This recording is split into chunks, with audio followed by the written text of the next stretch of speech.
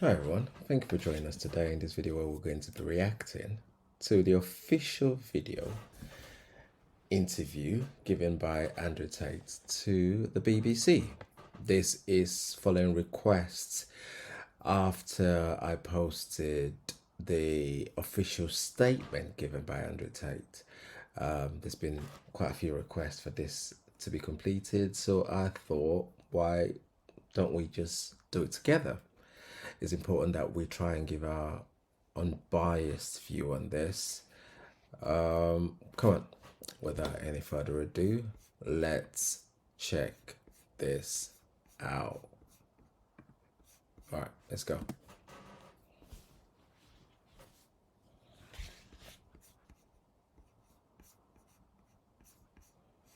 Like I said, they've been begging.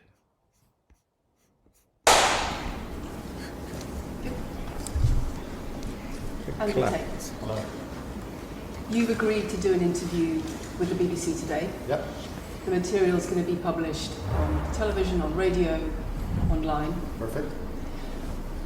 We are doing an interview with you because you're facing some very serious allegations, Correct. rape, human trafficking, Yep. and also because there's a great deal of concern about the things you say and the impact that they have on young people, on women. I don't think the concern's about the things I say. I think the concern is for the level of influence I have and the reach I have. I would argue that a lot of the things that are already out there inside of the legacy media and the matrix as a whole are far more damaging than the things I say. It's the concern about the influence you have being a harmful influence, but let's start with the allegations. Not necessarily a harmful influence. The fact that I'm massively influential over the youth, and I understand that. But it's my influence as a whole which people are afraid of, not necessarily the things I say. Let's start with the allegations. Have you raped anybody? Absolutely not. Have you trafficked anybody? Absolutely not. Exploited any women for Absolutely money? not. But you have admitted using emotional manipulation to get women to work in the webcam industry for you. No. Firstly, let's begin let's start at the beginning. I'm facing charges. The first one you mentioned, the rape one's already been thrown out by a judge because there's no evidence of it. Secondly, it's very difficult for me to sit here and have a very frank and honest conversation with you while we're in the territory of Romania about a legal case that's going on within Romania. I have to protect myself. I've agreed to do an interview with you, and I want to be as honest with you as possible, but I can't incriminate myself in any way, and I have to be very careful with what I talk about.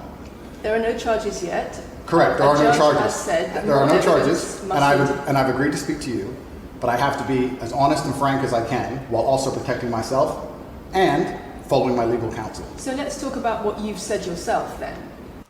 Okay, so before we go any further, it sounds like possibly this interview shouldn't have taken place right now.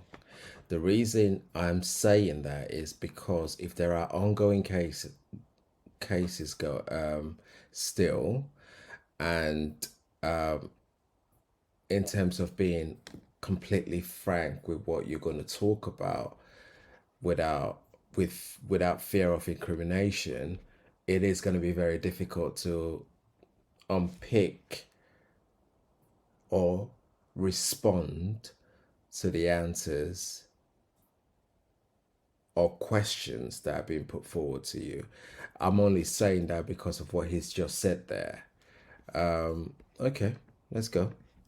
You have said on the website, for your original website for the Hustlers University, that you emotionally manipulated women to fall in love with you so that you could get them working in the sex industry for your financial gain.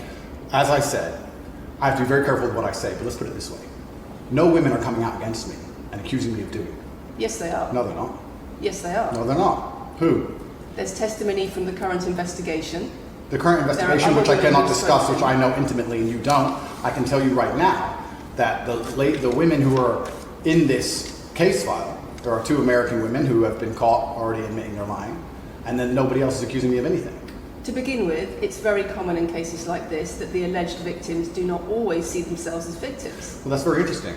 It's actually extremely interesting because if I was a matrix-controlled organization and my goal was to slander somebody and try and destroy their name, you're telling me that they've chosen a crime which, 1, is heinous, of course, because it damages the person's credibility, and 2, you're saying that even if everyone else involved If you have 5 people and everyone's sitting there saying, no, nobody's hurt anybody, we like Andrew, we've all worked together, we're friends, etc. That's not what everybody's saying. No. Let me read you some of the testimony from the current investigation. Can I finish this? One of the witnesses said... Can I finish, please? You're not answering the question I've asked you. You're not answering the question I've asked you. I am answering the question. Let me read you the testimony of one of the witnesses. You're saying the people who are involved in this, even if they say they're not victims, that they're still going to try and attack me and pretend they're victims. They are treated as victims by the case that's ongoing. And not all of them are saying that. One of the witnesses says...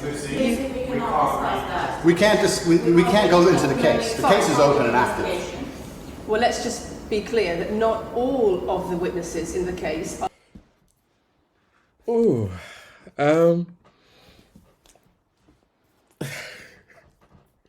sure, I'm laughing. It's quite an aggressive style of interview, isn't it?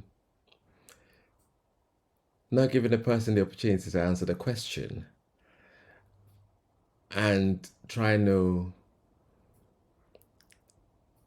discuss a case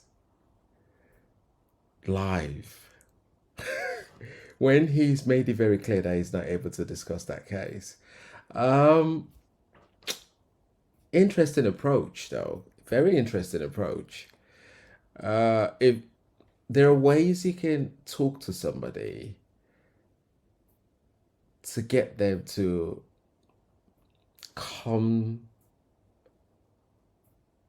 openly to the interview without feeling attacked. I just worry that it's like 4 minutes into the interview and it's quite aggressive are stuff. Behaving in the way you describe. And even those that are, it doesn't bar them from being treated as victims by the prosecution, by the case.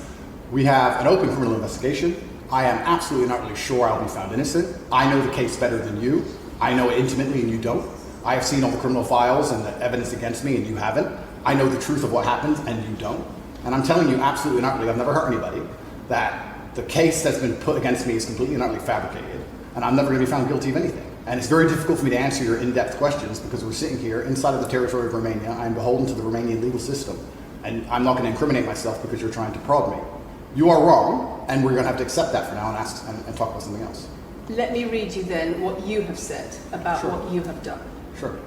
You have said, my job was to meet a girl, go on a few dates, sleep with her, get her to fall in love with me to the point where she'd do anything I say, and then get her on webcam so we could become rich together. I don't think that's what I personally said. I think that's exactly what no, you said that's on your that's website. that's no. I've never said that. That's something that you found on the internet.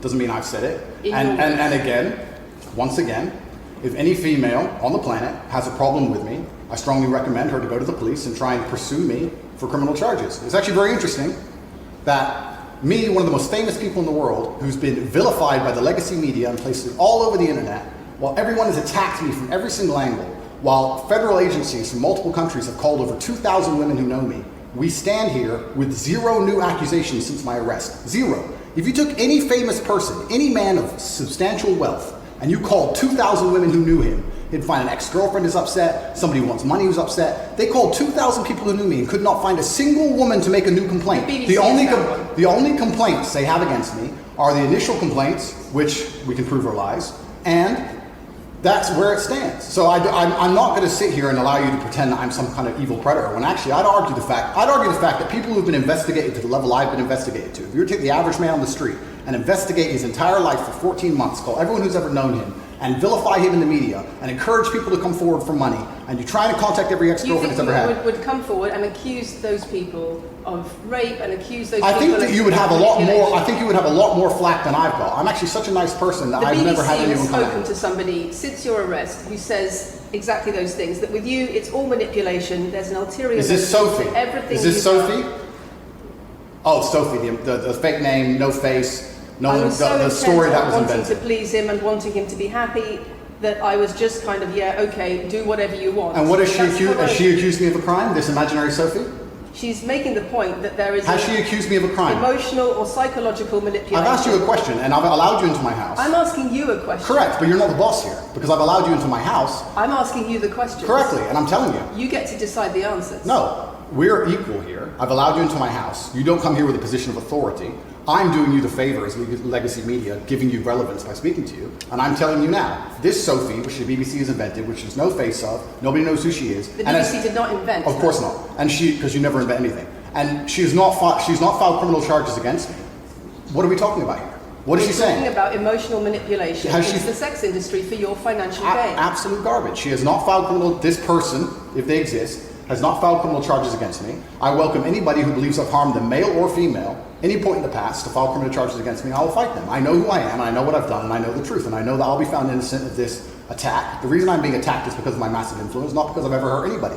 And for you to sit here and say that everybody around you is saying you're innocent, but that doesn't matter because the state will say they're victims, and they're just going to grab everybody you know and call everybody victims, even if they say they're not, and try and put you in jail. You are describing a matrix attack. You're not describing human trafficking. I'm describing women who are going to court to accuse you of rape and human trafficking. We will see what women go. We will see what women go. The whole point of this, I'm assuming, was to engage in conversation. So far, this is not going very well, I don't think. I don't think it's going very well in the sense that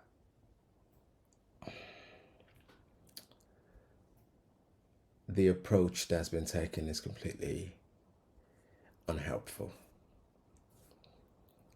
I think there is a way that this could have been done differently. And I don't know if the interviewer came in with a mindset that this was how it was going to go. I think it was a case of, I'm going to go in and ask a few questions and he would answer the questions. Now, that's okay when you're dealing with everybody else that would not challenge you, or everybody else that feel honored to be invited for an interview. Why do I say that? I say that because there's certain times where news can be, it can be used in a way, when we talk about manipulation, the media is not exactly guilty free of that, are they? Because there are times where you can put a spin on anything to make it look like what it isn't. I'm not saying that Andrew Tate hasn't got anything to answer for or anything. I'm not saying that at all, but I believe at this point, this, which is what, 8 minutes into it, there shouldn't be this level of argument about stuff. There should be parties trying to understand each other's perspective. I think that's what should be happening right now. Women go to court at the end of this trial. Please? We'll see which women go to court. Can I finish, please? We'll see which women go to court. I'm describing women who are going to court to accuse you of rape and human Sophie trafficking. hasn't gone to court. Sophie doesn't exist. And I'm describing women who have spoken to the BBC at length. Sophie doesn't exist. And other media organisations about what they say is emotional manipulation and coercion. And I'm quoting back to you your own words where you describe They're not my words. Coercion. They're words you found. They're words you found on the internet, and Sophie doesn't exist. On your so let's website, move on to the next subject. In your voice. Move on to the next subject. No, I think I'll stick on this one for a minute. So there's other places in that same website where you say you get girls to fall in love with you and they do it because they love you, because they want to do what you say. Convincing women to take part in some kind of business arrangement doesn't work long term because they're emotional. You've got to get them to fall in love with you. That's coercion, that's emotional manipulation, that's abuse. What you've found are clips from the internet, some text from the internet, and you're going to sit here and tell me that that's the reason I should be your website, your words. It's not my website. Yes, it is. No, it's not. Check my website. Next. It's the website you've taken down, and I wonder why those comments have been taken down. No website's been taken down. My website is the same. It's been the same for a very long time. The comments on this website, on the original website, have been taken down, and I wonder why. You are accusing me, I'm guessing, what you're trying to say is you're accusing me, and you're trying to say that I'm guilty of the things I'm accused of, and that I'm emotionally manipulating people. I'm saying that you have said you emotionally manipulated people here for your own financial gain. No, absolutely not. And I'm asking you about that. Absolutely not is the answer. I look forward to the end of this trial. I look forward to clearing my name. I look forward to the BBC and the legacy media having to say not guilty and having to tell the truth. As I've said before, the only other person who's been found, despite absolute rigorous, destructive levels of investigation and prodding into my life, is this imaginary Sophie by the BBC who doesn't exist. And if you were to find any single other man on earth and try and analyze his life forensically to the level they've done mine, you would find genuine damage to people. I don't hurt people. It's not just Thousands of women have come out in my allegations. defense. Thousands of women have come out in my defense, and you've not mentioned that. Thousands of women come out in my defense. Because the problem is when women accuse you of serious crimes Okay, and emotional but manipulation. let's agree that that's thousands the of women. problem. Let's agree that It's not the thousands. problem that some people say you haven't done it. It's a problem that some people say you have. Thousands of women come out in my defense, and as we stand right now, we have an open criminal investigation.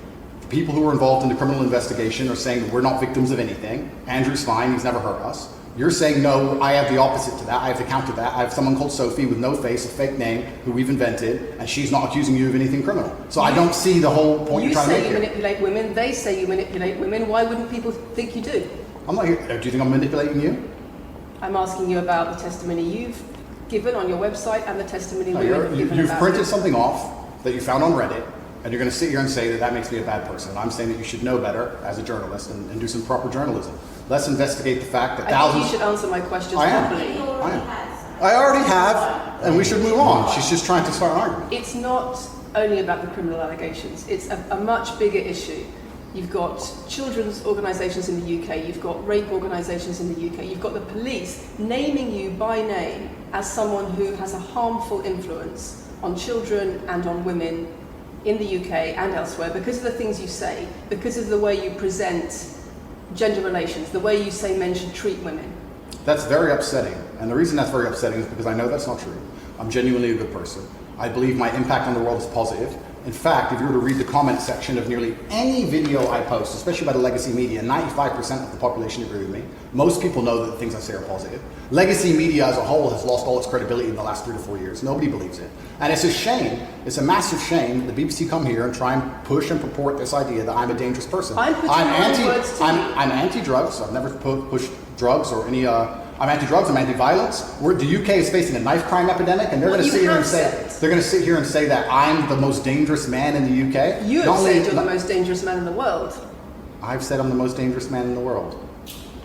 You've also said that a woman's intimate parts belong to her male partner. I'm glad you find that funny. I find it funny that you're sitting here saying that I've said I'm the most dangerous man in the world, and you believe that's. When did I say that? I'm asking if you believe it. No, you said you're the most dangerous man in the world. Is that some kind of proof that I'm dangerous? Am I Dr. Evil now? I'm telling you that it's very upsetting that you're going to sit here and that certain organizations in the world are going to try and pretend that I'm the biggest force of evil on earth. Do you know I'm laughing? I'm laughing because of the question that was asked and how the question is then redirected to say, do you believe you're the most dangerous man? Okay. One thing I will say is, if it is true that Andrew Tate does emotionally manipulate people, then that's something that's unacceptable and shouldn't happen. And it's not just directly at him, but also to the wider population. If anybody is emotionally manipulating anyone, it is unacceptable and should not be tolerated under any level. And I use the word very carefully, if, because the reason I'm quite mindful there is that the lady, the interviewer, doesn't seem, I worry that she doesn't seem entirely sure about some of the things that she's saying, especially when she goes about, you say you're the most dangerous man, but then ask, do you think you're the most dangerous man? It's some of the, in terms of people having an influence and reach, he's not the first person that's able to do that. You've got loads of people. You've got Donald Trump that seems to have a massive influence and reach.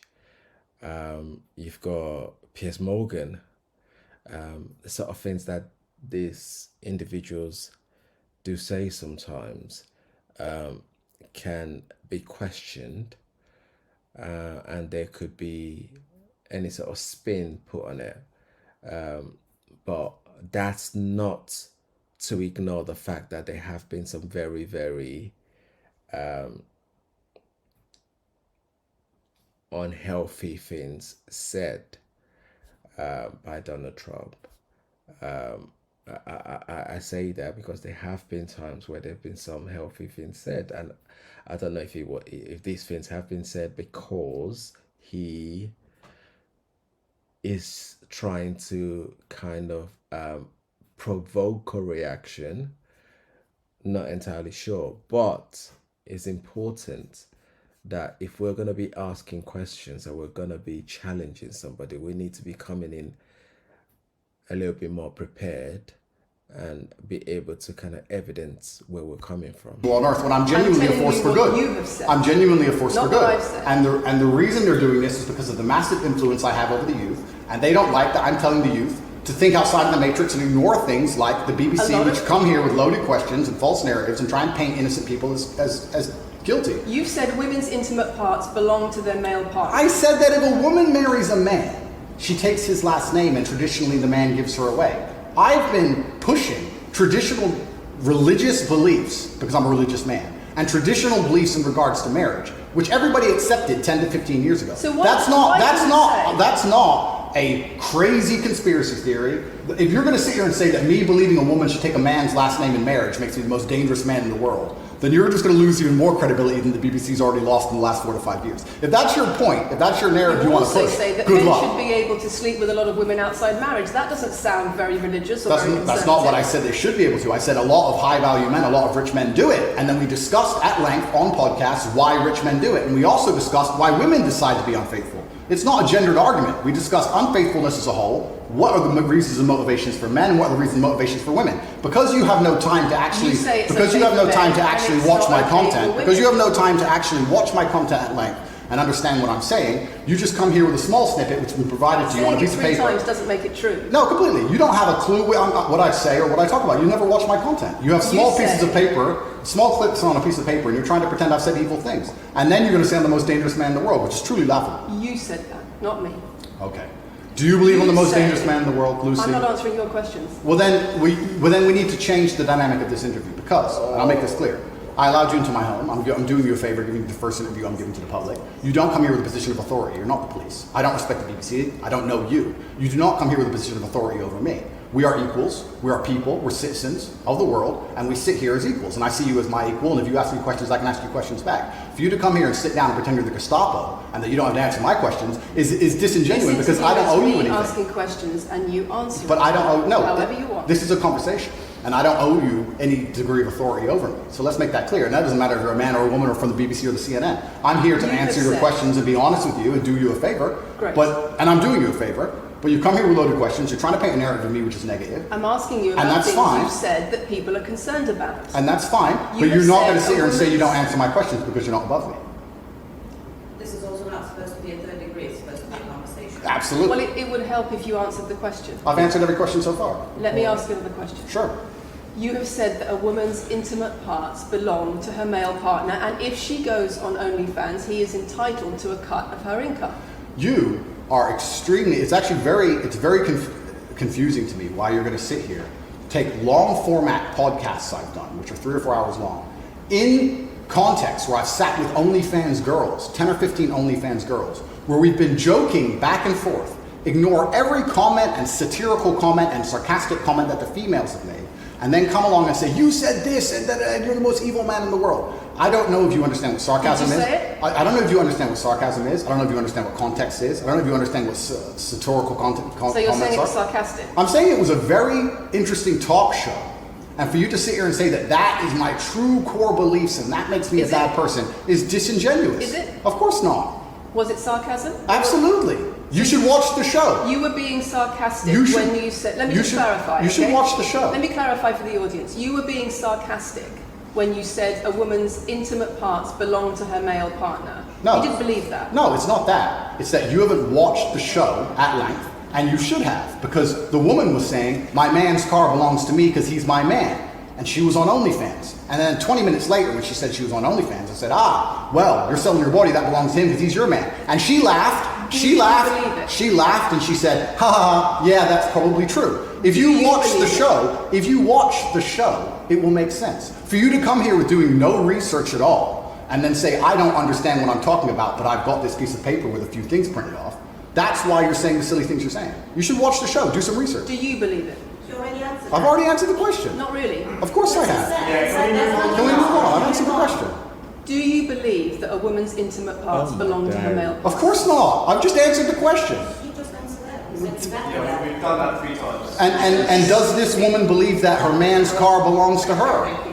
It's not a gendered argument. I really think that it's genuinely sad that when the BBC has a chance to finally interview me at the end of all this Matrix attack, that they don't come here with any kind of genuine openness to try and understand my influence over the world, or the things I push, or what I'm trying to teach the world, or why I'm a good influence on the world, because I am a massively good influence. Instead, they come here with pieces of paper, with printed out excerpts from 5-year-old podcasts, taken out of context, to attempt the same Matrix attack on me, which has been attempted endlessly.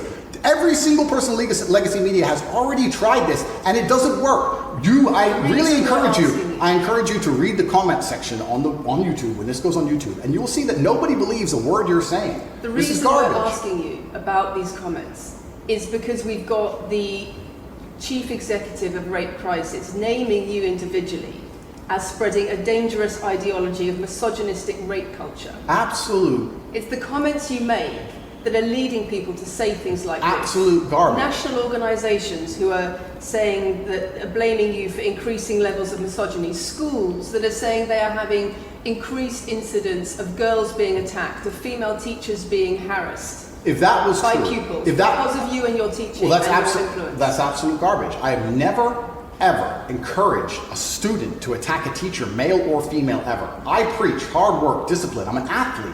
I preach anti-drug. I preach religion. I preach no alcohol. I preach no knife crime. Every single problem with modern society, I'm against. But I'm teaching young men to be disciplined, to be diligent, to listen, to train, to work hard, to be exactly like me, with no criminal record, never even yet charged in this 14-month Matrix investigation. And I'm saying that if men grew up like me, which are hardworking and diligent and some emotional control and stoic, we're going to have a better society, not a worse society. To sit here and say that schools in England, which is a failing nation, which has knife crime going through the roof, violence going through the roof, men's mental health going through the roof, and they're going to all blame me because I appeared on the internet 1 year ago, is disingenuous. It's disingenuous. You And sell also, an image of financial success correct. with a Bugatti and a cigar, but it comes with a side order of misogyny. How does having a Bugatti and a cigar come with misogyny?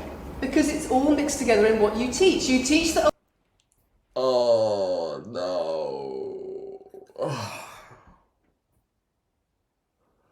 Okay. She didn't. Oh. All right. Well, I saw this bit in the official statement that was given by him, and I wanted to understand the context behind it. And I was really hoping that Andrew Tate had not just done what most of the media outlet do, where they just cut snippets of stuff and provide their spin to it. I was really hoping that was the case, but it wasn't. It is actually what she said. I'm mindful that this kind of comes from the bit where she was, this is what I'm thinking. This is what I'm thinking that's led to that bit. I'm thinking that because she was still holding on so much to that aspect of women's body part belonging to their men, which is something he's meant to have said sarcastically in a podcast. If that's the case, that's what's done. She wanted to kind of merge that into this bit of how wealth comes in and how that's his idea. This, his ideas are misogynistic and stuff like that. I think that's what she was trying to do there. But because the other aspect has already been dealt with, and this kind of stands on its own, it just makes it look bad. It just makes it look bad. What she could have done was add this to the previous question that she was gonna ask, which kind of ties everything together, but without fully kind of like processing both together, you could see how it doesn't look good for her, does it? Oh, it just, oh gosh. It just sounds like she's not so confident in her own self. A woman, if a woman comes home and accuses you of cheating, you should hit her with a machete, shove her off. Is that what I teach? That's what you say. No, if you actually watch the clip, it will be about the woman attacking me with a machete. As usual, you've not watched the video, taken it out of context, flipped it, and attempted to attack me with a small excerpt. Let me tell you something, Lucy. I'm sure you're a very nice person. I'm sure you're a fantastic person. But if I were to take everything you've ever said online and just take small excerpts out of context, I could make you look like a misogynist. I guarantee it. In fact, I might actually do that. And then you're going to sit here and say, oh shit, I'm a misogynist because my clips have been taken out of context. If you refuse to watch anything at length and understand it, then that's what's going to happen. The National Police Chief's League for Violence Against Women, the NSPCC, Rape Crisis, Safer Schools, they are all naming you as being behind an epidemic of misogyny, even amongst primary school children. The idea that I made primary school children misogynistic because I own a nice car. Is that your argument? It's the misogyny that comes along with it. Oh, owning a nice car is misogynist. No, it's the misogyny that comes along with it. How does misogyny come along with owning a nice car? Because you have an image of financial I'm glad you're answering my success. questions now. We finally got the dynamic. You have an image of financial She's answering my success. questions, as she should. Excuse me. You have an image of financial success, but it comes along with attitudes towards women that are really problematic. My attitudes towards women is that women should be protected and provided for, and I've said that at length. In fact, I've said that over 50 times online, you never mention it. I say that my girlfriend doesn't have to work unless she wants to, I take care of her, I die to protect a woman. I've talked about how I've stood up and faced a knife to protect a woman. And in return, you want authority over her in the way you have over a child or a dog. Absolutely not. I've said that women should be protected and provided for. And in return, you want authority over her, because if you have responsibility for someone like a child or a dog, you say, you have authority over them. If you want to go down this argument, we'll go down this nuanced argument. I said that if I have responsibility for her safety, I should have a degree of authority over her safety. Meaning, and let me explain my point. If I'm the one who has to fight and die to protect her, I'm the one who decides how we walk home. I'm the one who decides the route we take. Because it's unfair for her to say, I want to walk through the most dangerous neighborhood in the world, but you have to face the knives. That's what I've said. And then you're going to sit here and pretend I'm trying to treat women like dogs, which is garbage. Every single man in the world who loves his woman understands that he has to protect her. And every single woman in the world likes the idea of a man who would protect her. If you were to say to most women home right now, do you want your husband to protect you in a violent attack? They'd say, yeah, of course. Nothing I've said is misogynistic. You said to most women, would you want to lose authority in the relationship, to not be treated as a free and legal equal to your... I didn't say that. I said I need to have authority over the route we walk home. When you compare women and the authority over women that you believe you should have to having authority over a child or a dog, it's not the same, because a woman is a free, legal adult. Correct. You're equal. Free, legal adult, my equal. But if I had a girlfriend and we were walking home late at night and I said, let's not walk down that area, it's a bad area, I have to protect you if anything happens, I want to take the long way. And she said, no, I have to walk this way, even though it's the most dangerous route, I must. Then what? And then I would say, you're welcome to, you could do it, you're a free and legal equal, but I'm not going to walk with you and protect you. I think that I should be able to decide the route, because I have an obligation. And my obligation as a man is to protect and provide for females. Everything I'm talking about is traditional gender roles, which 10 years ago, less than 10 years ago, would not be considered outlandish, would not be considered crazy, would not be considered dangerous or misogynistic. The world has changed, and a lot of people haven't changed with the world. Please understand, there's a lot of women at home watching this right now who like the idea of their man sticking up for them, protecting them, and providing for them. And just because the world has gone crazy and the legacy media has gone crazy, most people at home are still relatively sane. And these are the people who are going to write on the comments that Andrew isn't saying anything that's outlandish. What's wrong with the battery change the camera? This is it's the whole world believes these things. I don't know why you're doing this interview. I don't know why you're doing this interview. I told you. Same as twice. I told you. They come in, they smile, they shake their hands, and then they read one online excerpt from Black Wall. It's fine. It's fine. It goes like that. That's fine. I'm having a nice conversation with Lucy. I'm enjoying it. So it's no problem. It's been fun so far. These people are our own camera all this time. People are animals, told you today. It's fine. I like how they included those conversations and everything as well, isn't it? Tell me when. Do you want to clap again? Yes, no, we didn't stop, no? I can do the clap. Now we're good? No. Thank you. If a man broke into your house, wouldn't you want your husband to protect you? There's a difference between conservative values and emotional control, coercive control. We're lack talking of about consent. protection now, and I'm saying if someone broke into your house, would you want your husband to protect you? It's not about conservative values or protection, It's it's a what straightforward you're question. demanding in return for that. Well, I'll give you this. I don't know who your husband is. I don't know if he would stand up to protect you or die for you, but I'll give you this. If someone broke into this house right now and was a homicidal maniac, I would expect me and the other men in this room to stand up and face them while you and the other women in this room could protect yourselves. I would actually believe the men should go and engage the attacker. I believe that. And even though I don't know you, and you've come into my house with a hostile agenda, and you've come here to try and make me look bad, I would still stand up. I would still stand up to protect you. I would still stand up to protect you because I believe that's my role as a man. I am asking you about things that you have said that have caused major national organizations, including the police, to worry about you by name. That's what I'm asking you about. It's not what I say. It's not about whether you protect your partner or not. It's about what you have said that has caused such concern in the UK. And I want to put it to you that you don't really care about the harm it causes. That's not true. Because That's not true. making controversial statements like this online has made you a lot of money. Okay, so first thing, I genuinely am a force for good in the world. You may not understand that yet, but you will eventually.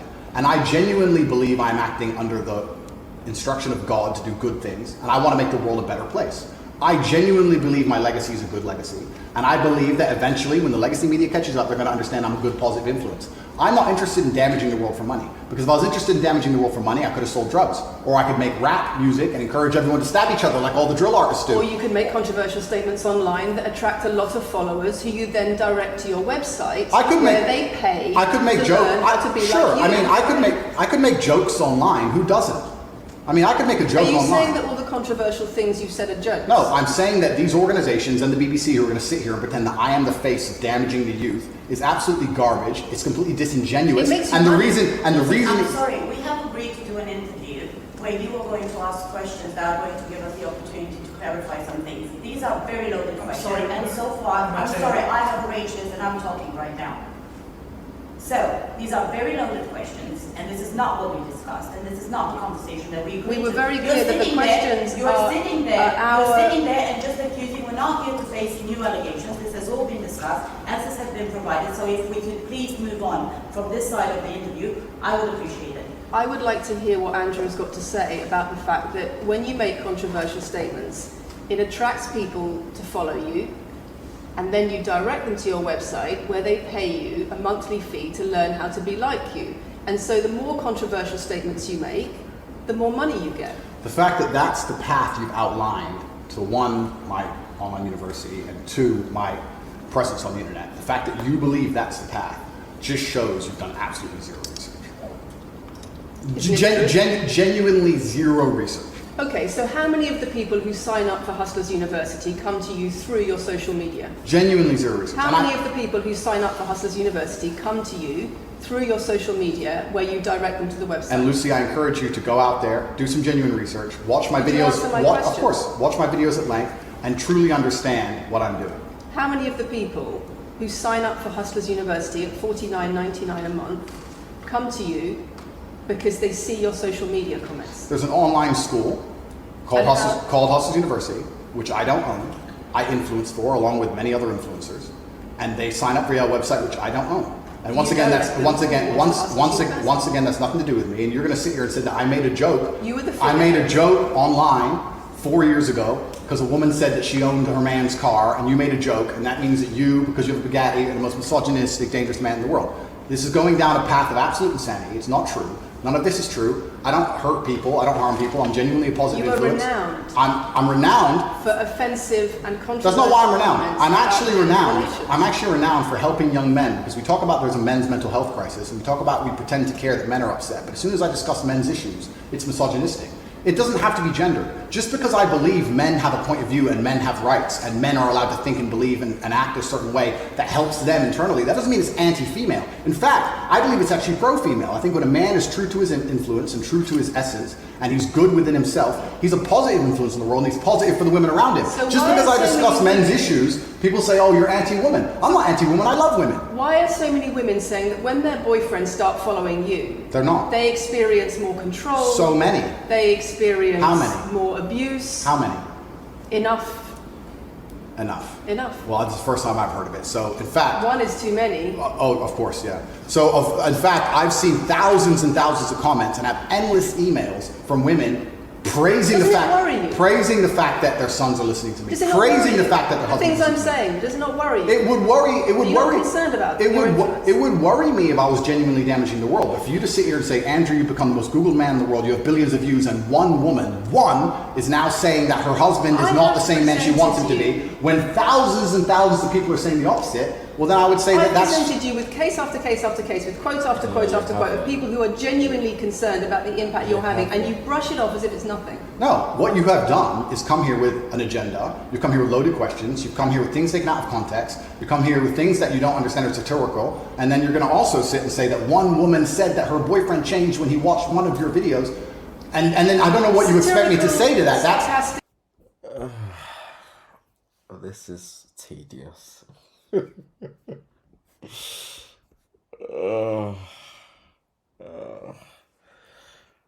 It's tedious because when you're watching interview, that's not going the way it should go. It becomes very difficult. You lose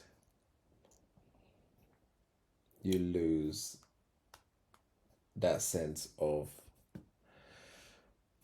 I don't know. I don't even know the word I'm looking for now. You just completely lose any sort of trust for that person's ability to kind of complete that task, really. But the thing I worry about here with this interview is it really this woman intention to go down this path that she's gone, or is this something that has been kind of pushed on her that she has to go down? That's just something that we need to be a little bit careful for or careful about as well, because when you work for an organization, there are certain expectations, and even though you've got your own sort of views and sort of ideas that you'd like to put forward,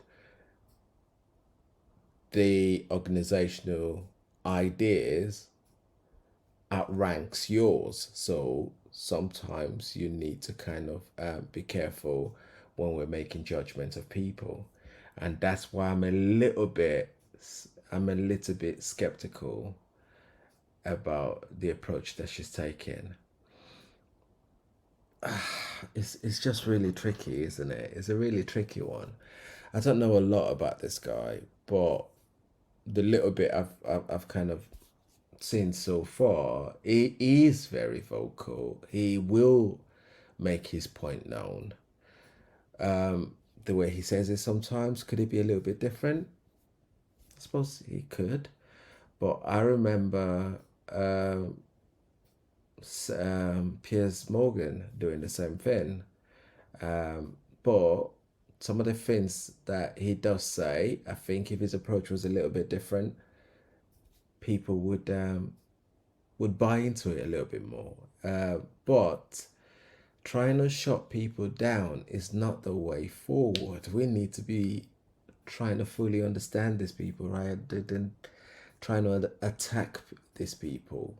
And when I say these people, I'm not just saying Andrew Tate and stuff. I'm not putting them into a box. I'm just saying these people in the sense of when we have a different view to people, we shouldn't be going on the attack. That's all I'm saying. Let's finish this interview. Oh, God. Sarcastic and jokes. No. That's how you explain the comments you no, made. for you to sit down. Would you and like to apologise for any of them? for you to sit down. For what? For you to sit down. It's not like this, we're gonna have to. It's fine. No, it's fine. It's easy. For you to sit down and say that one woman said that her boyfriend watched an Andrew Tate video and now he won't do the dishes, or whatever your argument is, and that I'm somehow the worst, most dangerous man in the world because I have a car, is just disingenuous. And I'm enjoying this interview very much because this shows the world. It's great. It shows the world the truth about the legacy media because they beg me for interviews. They beg me, you have been begging me for months, please, we need to be relevant. And then you come here with loaded questions trying to paint a picture of me, which is completely and utterly false. I am a good positive influence for the world. The things I teach men are stoicism, discipline, self-respect, hard work, obeying authority, listening to your fight coach, working hard in school, making as much money as possible in your job. If you actually watch the things I say, if you actually watch my comments about women, I've done long podcasts for hours long about females, talking about protecting for them, providing for them, how I believe a woman should be treated in a relationship. I've done all of this, but you don't watch any of it, and then you come here and ask me to answer questions I've answered at length thousands of times. Since you came out of custody, there seems to have been a lot about your charity work. Correct. On your social There's media. I've always done the charity work, but now I'm promoting it. There seems to be a real shift. Yeah. I wonder what's behind that. Well, I've always done the charity work. I've been doing the charity work for years. I believe that it's my legacy to leave a positive influence on the world, and I've been doing charity work for over 5 years. Post my incarceration, my unfair, unjust incarceration, may I add. Post that, I've made it more clear the charity work I'm doing. But this is, once again, very interesting. I spend $25 million a year feeding children. Men, male children, and female children. In Turkey, and Syria, and Iran, and Iraq. I literally spend $25 million a year feeding children. And I'm still the worst man in the world because 4 years ago I made a sarcastic comment? Because some people would look at that and say, okay, so before you got money from attracting people to your website by making controversial comments, but that might have got you into trouble. And so now you're looking for a new market. You're looking for a new market of followers who are attracted by a different sort of persona. I've always done the charity work, so that is obviously incorrect. And I have proof that I've always done the charity work, so you're wrong, firstly. I believe that if you have a lot of wealth, you should help people, and I'm helping people. I also think it's very, very interesting that you could not find another celebrity in the UK or anywhere else who's spending £25 million a year feeding children in war-torn countries. I'm doing that, and I've been doing that for a long time without even mentioning it. I never even said it. And now that I've said it, people are going to attack me for it and say that it's disingenuous. Just to the finish. person in Sudan who's eating the meal, do you think they believe it's disingenuous? No, I think they feel pretty good that Andrew Tate fed them. And to sit here and say that I'm a bad person now because I'm manipulating charity, because I'm using charity, I'm just trying to do good in the world. That's all I've ever been trying to do. When women speak out against you online, disagree with what you say, they describe being bombarded with rape threats, with death threats, trolling by your followers. Would you like to say anything to your followers about how to behave in that situation? Absolutely, correct. I would love to do that. First things first, I've yet to see a female stand up and argue with me online. I don't ever see hardly any. The only women who message me agree with it. Secondly, I don't think that anybody who disagrees with me, male or female, should be trolled. I don't think they should be insulted or attacked. I think the ideas should be discussed openly and fairly and maturely. It doesn't matter if a man agrees with me or disagrees with me, or a female. I don't think my followers should come along and attack her, and if my followers are doing that, I'm upset by that. But let's make a very important clarification. That's not my followers. That's the internet. If you were to log into any video game lobby, I don't play video games, and someone were to sit there and say something stupid, they would be trolled with similar comments. That's the unfortunate reality of the internet as a whole. That's nothing to do with me. But I encourage all of my followers to engage in open discourse and be fair and honest and talk in a way which is mature. There's no need to troll anybody, male or female. Okay. Kathy, anything? A couple of things. I wonder if it would be worth giving Andrew one more opportunity to consider whether or not he would like to apologise or give an indication of how he feels about the allegations that he has negatively influenced young people in the UK. And secondly, I think we should put on record that this interview is taking place in your house because you're under house arrest. If it were not for that, then we would have chosen another location. I'm sure we would have negotiated that between us. So I think that's just worth putting on record. Okay. So, just to put on the record then, you've said that you've invited us into your house. Correct. We're here because you're under house arrest. Correct. If you were But free you could to have said leave, no. we would have negotiated a more neutral setting. Don't you think, as the BBC, it would be very interesting to come here and discuss the fact that I was You could put have in a said no. dungeon for 92 days and then locked in house arrest without charge? Don't you think that's a far more interesting conversation than old YouTube snippets? Don't you think that would be interesting? You're here under house arrest because there's an ongoing investigation into rape and human trafficking allegations against you. Correct. I've been incarcerated without charge. And don't you think... The rape allegation is It's been dropped. has been incarcerated for. Correct. So I'm incarcerated without charge, and I think that'd be a far more interesting conversation than I guess Julian Assange is incarcerated without charge, and nobody's interested in that either. So if you actually wanted to do some genuine journalism and investigation, you could talk about the fact that an innocent man who is yet to be charged with a crime has had his liberty deprived of him. And I think that would be a far more interesting angle than talking about me being the most dangerous man in the world because I own a car. And this question about schools being very worried about your influence. Yes. Boys in primary school, or boys as young as 11, are quoting you at school, Yeah. attacking girls, refusing to respect female teachers. Yeah. Would you like to say anything about that? I'd like to say a lot. First things first, as I've repeatedly said, and the only reason I keep repeating it is because I'm sure this interview will be edited. I am a positive force for the world, and I teach children discipline. I teach the world discipline, male or female, of any age. And a lot of women listen to me as well. 40% of the people who listen to me are actually female. Secondly, I do understand with my massive influence, and I am now the one of the most influential people on the planet, that I do have to be slightly more careful with things I say. I'm not going to disagree with that. The idea that I said something 5 years ago on a video that got 300 views... So what do you mean, being slightly more careful? I'll give you an example. Some of the jokes I made 4 or 5 years ago on a YouTube channel that got 300 views, I would no longer make... Like what? Like the OnlyFans joke, the one you mentioned repeatedly. When she said, "My man's car is my car," and then she said she did OnlyFans, and I said, "What do you sell on OnlyFans?" She said, "My tits." And I said, "Well, those are your man's tits." As a joke, ha ha ha, everybody laughed. The fact that I could do that on a podcast 5 years ago and it only got 300 views, now I understand I'm the most influential man on the face of the planet.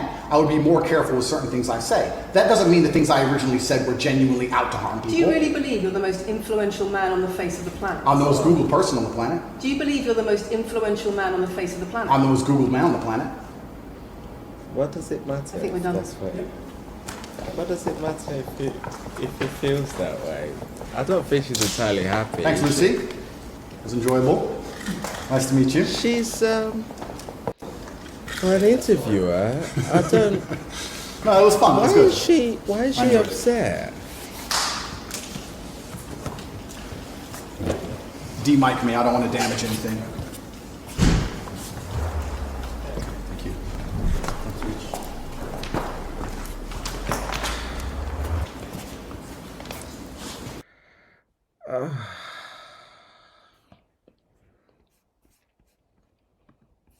That was hard. That was hard to watch.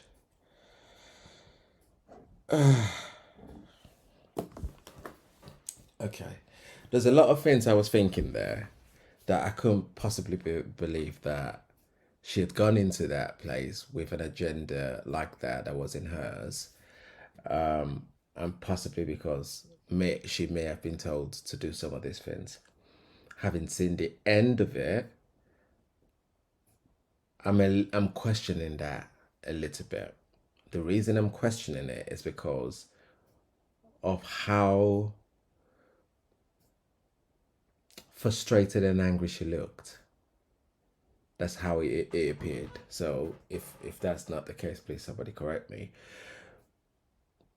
If you go into an interview in good faith, what you should be able to do at the end of it is be cordial and say, "Oh, thank you for the chat we've had," just like he did to her. His one may have been a little bit sarcastic and kind of poking the bear and stuff like that, but still, you can you I feel the society we live in at this time where we get so emotionally bogged down with things that are said makes it difficult for everyone involved, including ourselves. And that's dangerous. We can't be getting emotionally bogged down like that. Why do I say that? There are very serious allegations here. The RAPE one, which is now said that has been dropped. If that's the case, then we can't really focus on that if they're saying it's dropped. Obviously, there have been instances where things have happened and people have been able to kind of get around that and stuff like that. But unfortunately, there are laws in place, and we're hoping that the laws do their job. And if they don't, then we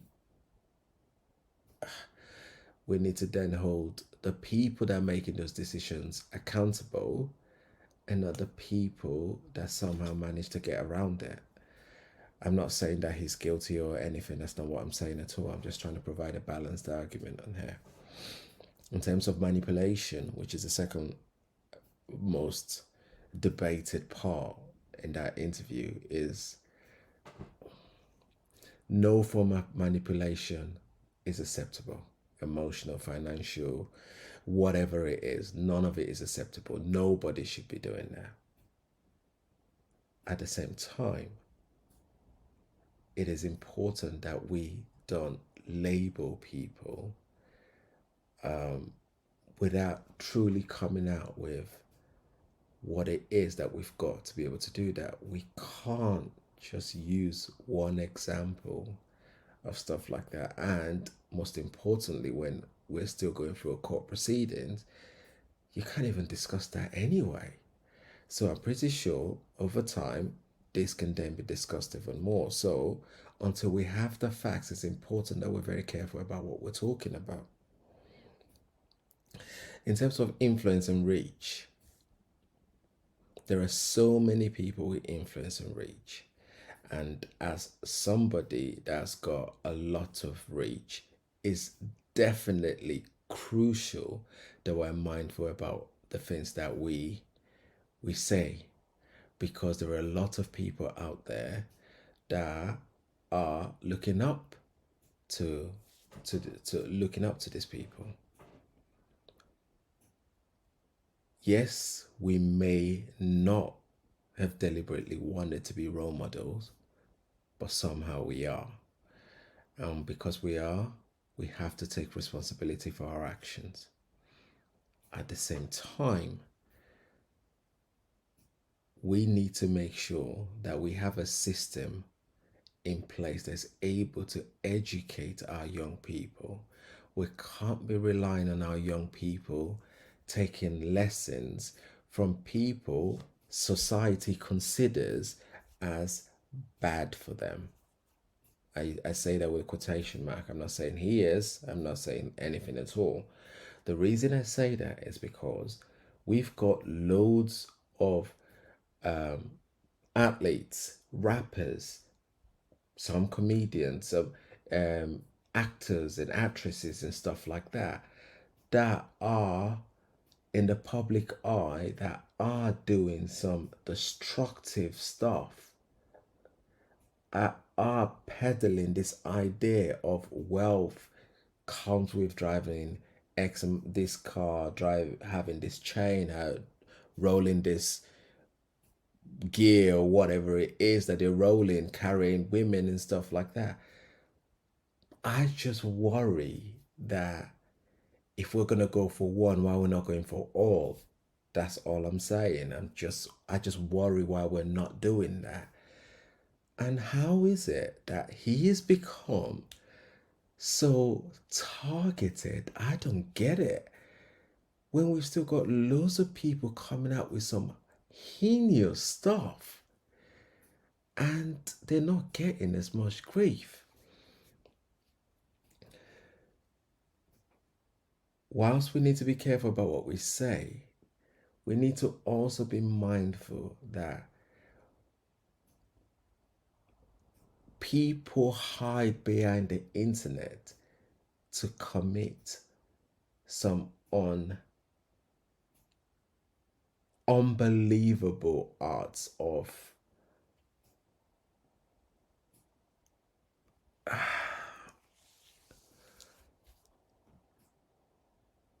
unbelievable acts of hurt and abuse. We saw that in the World Cup. No, was it the World Cup or the European Cup, where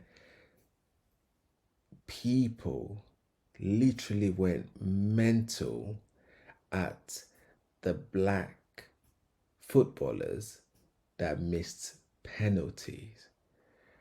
Those individuals were British and English until they missed the penalties. Why am I bringing that in? I'm bringing it in because regardless of where you are, you're always going to find these people that will throw hates and stuff like that.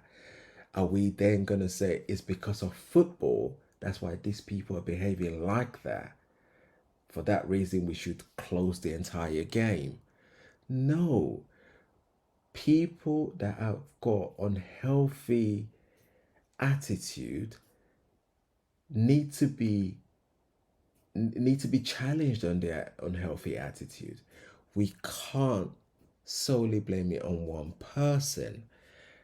Andrew Tate can pick up for himself. I'm not here to do that for him. That's not it at all. But all I'm saying is we just need to be very careful not to give people a pass on poor behavior. Children in school quoting somebody saying this is why they're behaving like this. This is not the only time it's happened. It's happened over time. It's been happening for years. What the school needs to be doing is addressing that. Really educating the young people that, okay, we've got this person, they've got this view, and this is the view that you seem to be going with. Come on, let's engage in conversations, which is what the schools and universities are meant to be about. Engaging in critical conversations and critical thinking. You believe in this view. Have you considered this side of the argument? And based on both information that you've got, what have you been able to come out with based on those ones? Okay, this says, I don't know, driving nice cars, having loads of money, and all of that is the only way you're successful. Okay, because you're able to purchase stuff. Have we considered where the role that family plays in all of that? Have we considered the role of having a successful network around you? By successful network, people that you can go to, people you can call upon during your hours of need, not just for financial, but for emotional support. Educating people is the way forward. We need to stop diverting our attention into hating people rather than educating our society. The idea of charity, I believe when people do charitable work, it should be kept quiet, because that's the most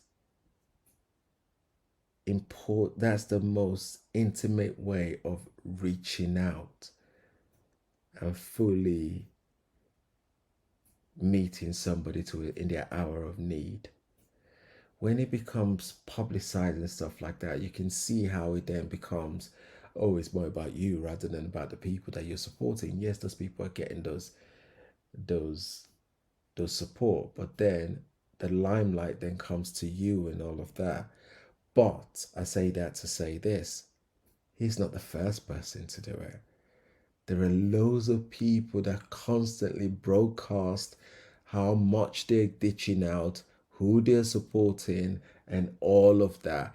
Oh, see, I've just given this person $5. See me, look at it. It's all over the internet. So again, we need to be careful. If somebody's using their money to help someone and they want to broadcast it, I suppose it comes with the good and the bad. Oh, gosh. My final bit is the bit around jokes and what we can joke about and what we cannot. I suppose it's important that we're careful about the jokes that we tell.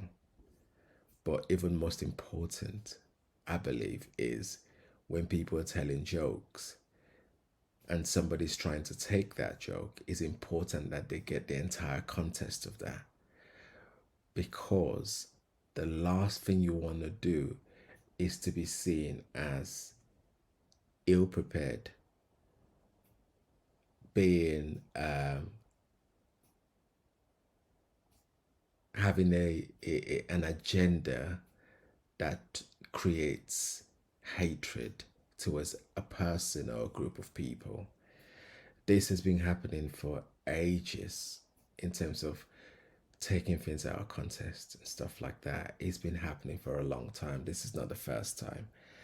I just believe that we have a duty to be as